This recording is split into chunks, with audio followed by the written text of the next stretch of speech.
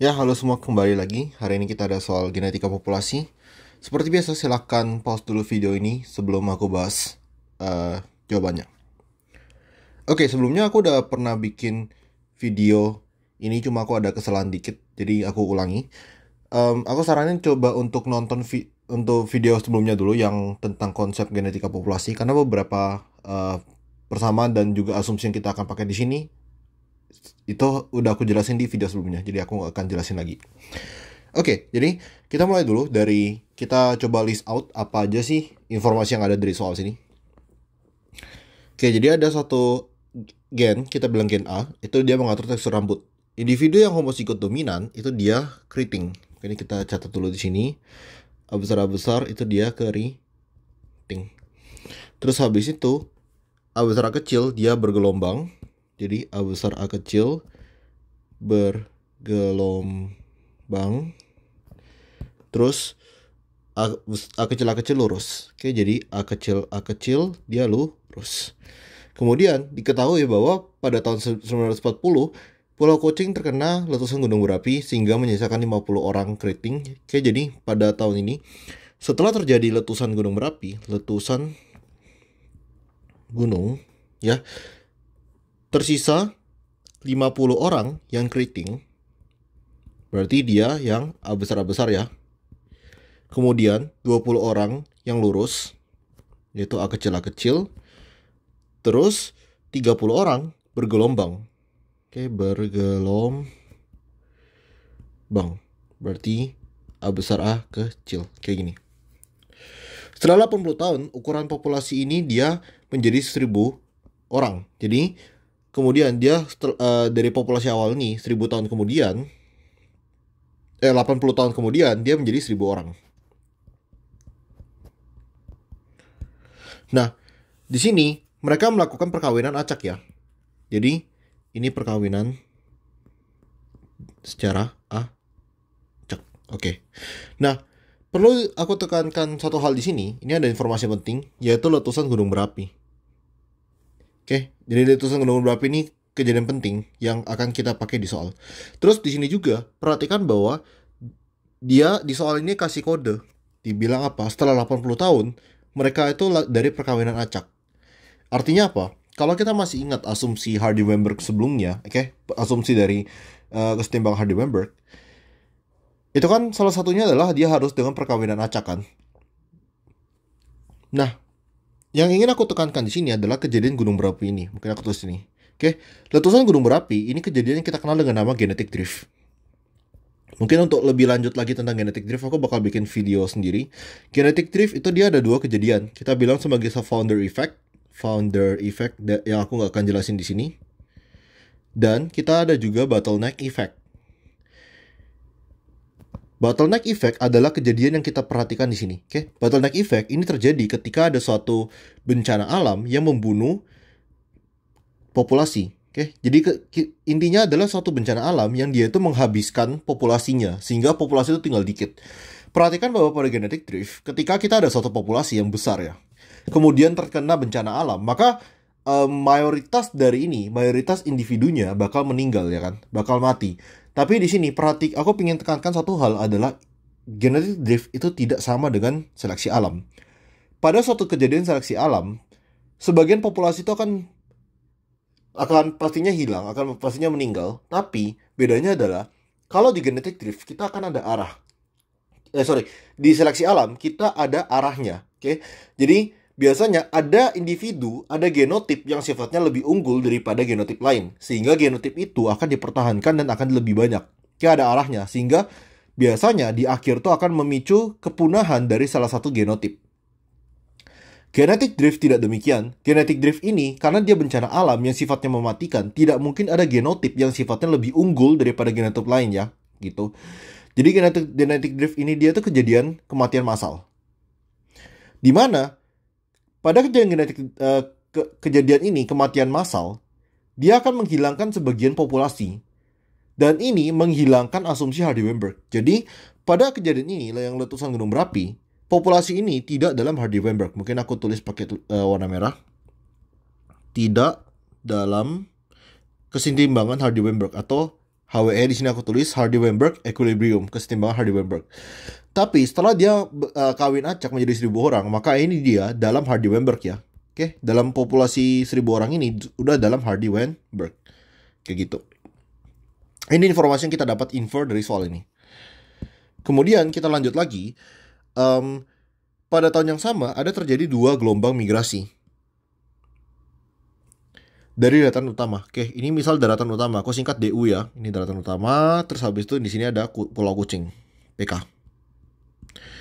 Jadi di sini kita ada 2 migrasi, di mana migrasi itu dia bakal nambahin 2.000 orang menuju ke Pulau Kucing.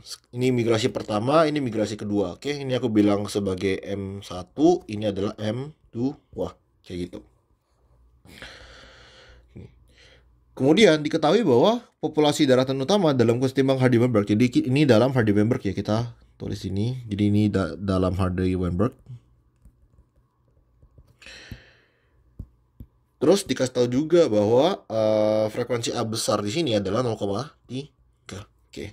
Jadi ini semua informasi yang diketahui di soal ya. Biasanya kalau aku bingung aku ngerjain soal genetika, aku suka bikin kayak gini. Jadi aku suka sambil ambil catatan kecil-kecil kayak gini supaya aku tahu yang diketahui dan informasi penting apa aja sih yang ada di soal. Jadi aku bakal jelasin ini cara aku berpikir dan cara aku menjawab soal ini gimana. Aku harap sih dengan aku coret-coret ini dan sambil menulis seperti ini, kalian bisa tahu ketika aku ngerjain soal tuh aku mikirnya gimana. Gimana sih aku tahu tuh cara selanjutnya aku bisa pakai itu gimana gitu. Oke. Jadi aku saranin kalian kalau misalnya belum terbiasa ngerjain soal, bikin juga kayak gini. Karena bahkan aku pun kalau misal ketemu soal yang sulit, aku pasti kerjain seperti ini. Kita mulai dulu dari A. Letusan gunung berapi merupakan faktor seleksi alam. Seperti aku bilang tadi, letusan gunung berapi itu kejadian namanya bottleneck effect, bukan yang merupakan genetic drift, bukan seleksi alam. Karena genetic drift sekali lagi tidak punya arah, dia itu acak, membunuh secara acak. Sedangkan kalau seleksi alam dia punya arah, dia akan membunuh tapi genotip tertentu saja gitu. Dan fenotip rambut keriting merupakan sifat yang lebih disukai alam. Seperti aku bilang tadi, genetic drift itu tidak ada arah, tidak ada preferensi genotip mana yang lebih disukai. Kalau misalnya seleksi alam itu dia ada preferensi, ada sifat yang lebih unggul daripada yang lainnya. Oke, jadi ini udah pasti jawabannya salah. Kita lanjut ke B. Frekuensi alel A besar pada Pulau Kucing setelah migrasi pertama adalah kurang dari 0,4. Oke, coba kita kerjakan. Jadi pertama di sini kita perlu ketahui dulu berapa sih frekuensi alel setelah terjadi letusan gunung berapi. Oke, jadi di sini ya kita mau nanya dulu frekuensi alel setelah letusan. Jadi kita bilang misal frekuensi dari A besar FA sama dengan berarti kan 2 kali homozigot dominan. Aku tulis di sini, aku mungkin sambil tulis rumusnya juga. 2 kali homozigot dominan. Kalau kalian nggak tahu rumus ini asal mula dari mana, silahkan nonton video konsep genetika populasi. Kemudian heterozigot per 2 kali total. Jadi 2 kali total populasi. Jadi frekuensi dari A besar merupakan 2 kali homozigot dominan berapa? 50 ya. 50 ditambah heterozigot 30, berarti tambah 30 per 2 kali, ini kan totalnya 100 ya, 2 kali 100. Maka di sini kita akan dapat frekuensi dari A besar adalah 0,65. Kemudian, berarti kalau kita mau nyari frekuensi dari A kecil, yaitu tinggal 1 di minus 0,65. Berarti kita dapat 0,35. Oke, jadi ini ada frekuensi A besar sama frekuensi A kecil. Gitu. Jadi ini kan tadi setelah letusan gunung berapi, kemudian mereka diketahui melakukan perkawinan acak sampai mereka mencapai 1.000 orang gitu ya. Ini dalam Hardy-Weinberg. Nah, ini ada satu asumsi penting juga di Hardy-Weinberg. Jadi ini asumsi Hardy-Weinberg. Asumsi ketika dia mencapai kesetimbangan Hardy-Weinberg adalah frekuensi alel tidak akan berubah. Oke, frekuensi alel tidak berubah. Meskipun jumlahnya bertambah ataupun berkurang, tapi frekuensi alelnya tidak berubah. Selama semua syarat, jadi kelima syarat Hardy-Weinberg lima-limanya syarat Hardy-Weinberg itu dipenuhi, maka frekuensi alel tidak akan berubah. Yang artinya, ketika dia mencapai 1000 orang di sini, dia masih punya frekuensi alel yang persis. Jadi, tetap ya, FA besar itu 0,65, FA di sini FA besar sama dengan 0,65, terus FA kecil merupakan 0,35. Jadi frekuensi dari A besar dan frekuensi dari A kecil itu 0,65, 0,35. Nah, sekarang kita ada namanya migrasi di sini. Jadi di awal tuh aku tulis ini ya. Ini ada 1000 orang ya. Dia A besar 0,65, A kecil 0,35. Berapa sih frekuensi alelnya setelah terjadi migrasi, ya kan? Setelah migrasi yang pertama. Sebelumnya aku mau kasih kasus yang berbeda, cara gimana kita berpikir lebih bagus tentang ini. Sebutlah kita ada kelas A sama kelas B. Oke. Kelas A sama kelas B baru aja selesai ujian matematika. Dan kita dapat rata-rata nilainya sebagai berikut. Jadi ini rata-rata dari kelas A adalah 73 misalnya. Kemudian kelas B rata-rata nilai matematikanya adalah 81, misal kayak gitu. Diketahui kelas A itu ada 27 siswa, sedangkan kelas B ada 25 siswa. Maka, kalau misalnya aku tanya, berapa rata-rata dari kelas A dan kelas B? Maka di sini, caranya adalah sederhana. Aku yakin banyak dari kalian juga udah tahu. Tinggal rata-rata dari kelas A, ini NA, NB ya, dikalikan dengan jumlah dari kelas A, ditambah rata-rata dari kelas B, dikalikan dengan jumlah dari kelas B. Per jumlah dari kelas A plus jumlah dari kelas B. Oke.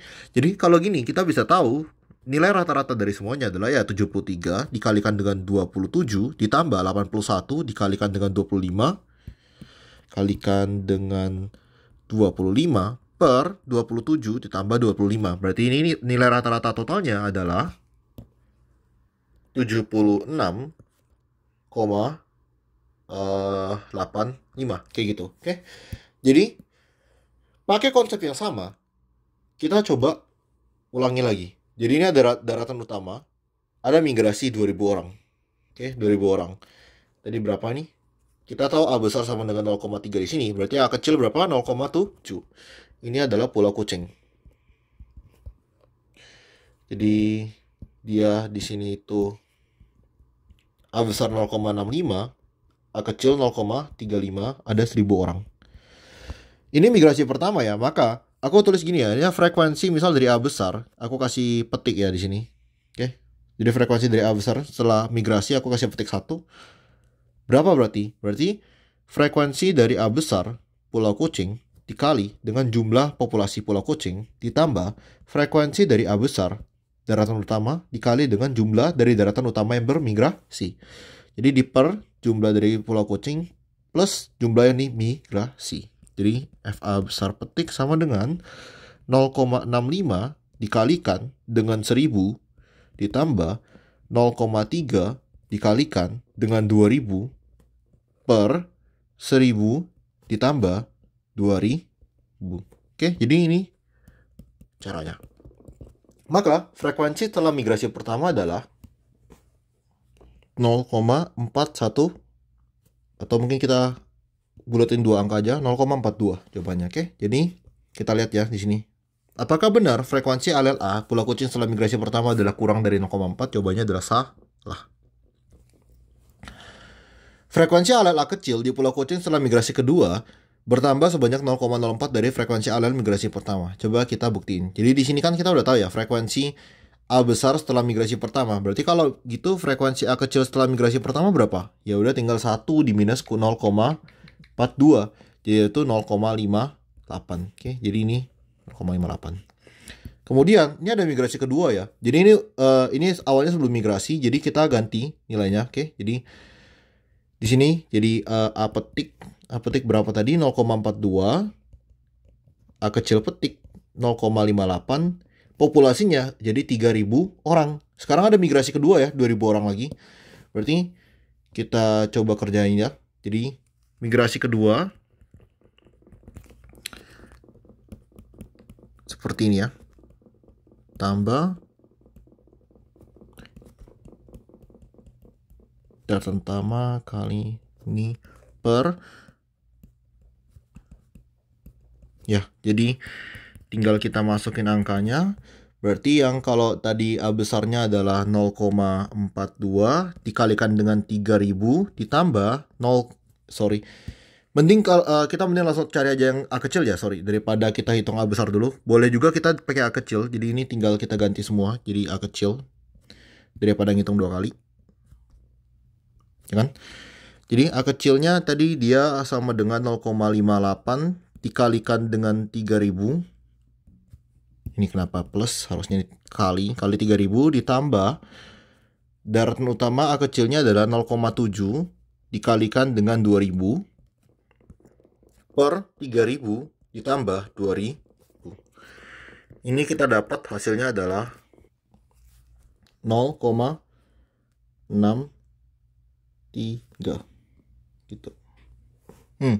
Tapi kalau dia 0,63 di sini dia mintanya apa? 0,04 kayaknya kita coba lagi, tapi kita bulatin 3 angka belakang koma. Jadi biar memastikan aja.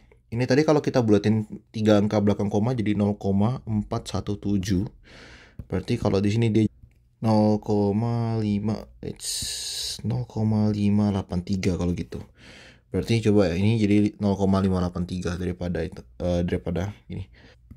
Hasilnya tetap sama 0, sebenarnya nilainya tuh jadi 0,6298, tapi kan tetap jadi 0,630. Oke, kalau gitu kita udah 3 angka belakang koma, berarti kan dia nanya apakah bener ya nambah 0,04, kita kurangi aja. Jadi kita kurangi 0,630 dikurangi 0,583 sama dengan 0,047. Jadi 0,047 ini sebenarnya kayak lebih dekat ke 0,05 ya. Aproksimasinya lebih dekat ke 0,05. Karena di soal dia bilang itu dia ada bertambah sebanyak 0,04. Kita bisa bilang ini salah.